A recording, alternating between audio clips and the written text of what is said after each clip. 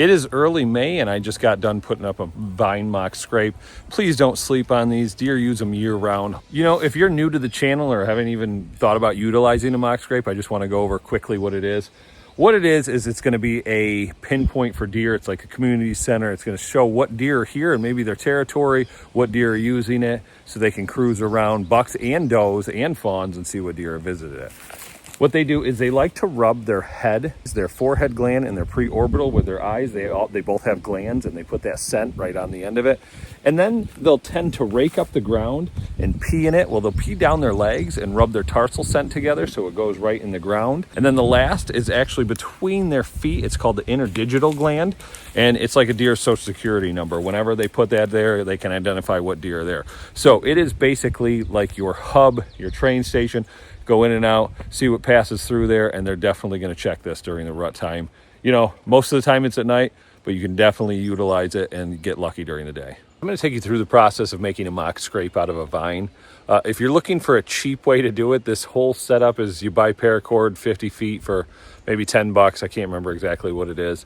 But, you know, that you find a vine, use a little bit of lure if you choose to, and you got yourself a mock scrape. So I'm going to take you through this. Now, my situation is I want to put a mock scrape between this corridor, this travel corridor that goes from one food plot to another food plot. And so what I'm going to do is I have higher up overhanging branches, as you can see these ones up here, that I'm going to take and I am going to do a running bowline knot. I'm going to throw it up over, cinch that up, cut it off, use a constrictor knot on a piece of vine that I found, tie that on. About ideal height is I like to go about chest high for myself. I know some people go a little bit lower, but you know, you want everything to hit this. I've got my vine, and remember, you want to find this about 3/4 to an inch thick. This one is just about 3/4 thick. Anything smaller than this, they're going to break easy. Anything bigger than this, I've never had any luck on. That might be just my opinion, but I try to get them to 3/4, between 3/4 and 1 inch mark. So get paracord, remember a lighter, because you're going to want to burn this so it doesn't fray, so it lasts a lot longer. You're going to need a knife, and then I've got my, and firm believer, Black Widow deer lures branch butter. Put this at the end of it when you are done. And then I've got some doe pee that I'm going to throw on it too, also Black Widow deer lures, and that's all you need. So what I'm going to do is, actually, I forgot, you need a rock. What I'm going to do is I'm going to tie my constrictor knot on this rock to throw over the branch. For a constrictor knot, all you're going to do is you're going to take this, you're going to loop it, and you are going to make an X over the rock. You come down here, you go over your main line, and you go underneath the X's, underneath the X. I hope you can see that. You go underneath the X, and then that will cinch up.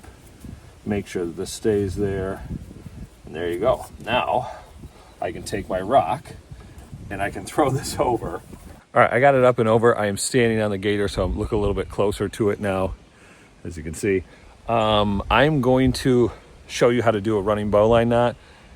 There are better YouTube videos for this. I will try to explain my best. I kind of learned it, and it's not that hard, but you got to definitely practice it.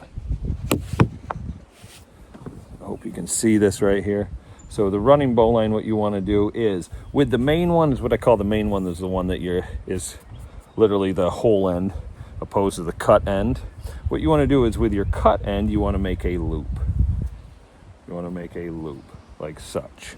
So you make a loop in it, and this loop is going to be very important, and you've got to leave a little slack, because you're going to go back behind the main rope, down through your loop, and then you come up, and this loop that you have with your top finger, you're going to go down between that one and back through the original loop. So what this is going to do is this is going to cinch up, and I'll show you in a second. This will cinch up into a knot right here, and this one is able to float freely.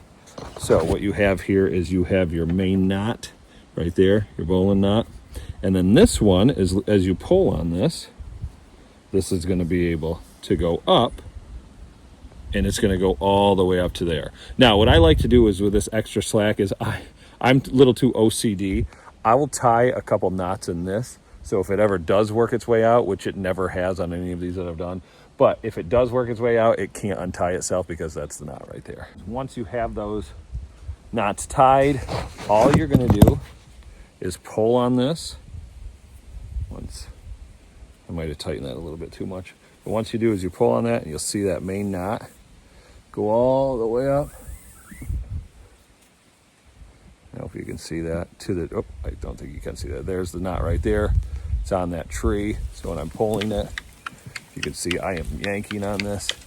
That's not gonna come loose. And what I'm gonna do is I am going to cut this probably up a little bit higher, tie my vine to it where I want it. I'm gonna measure it out, tie my vine to it so the vine is hanging here, and then I have a perfect mock scrape.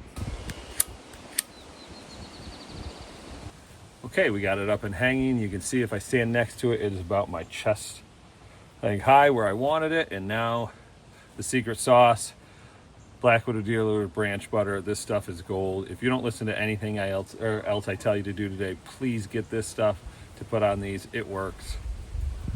This is May, and I'm already setting these up. But what I'm gonna do is I'm gonna take this and I'm gonna lather it on. It's like a gel, sometimes a little bit more runny if it's heated up. It's a little cooler today, so I can paste this on here pretty good. And now that that's on there, I'm gonna scrape this up just a little bit with my foot. Remember, they are not crushing these right now. What they're doing is they are just putting their preorbital and forehead gland scent on this. They're gonna come over, hit it with their head, and they're gonna keep walking. But do this now, get it out early, because during the rut, once these are established, nothing better.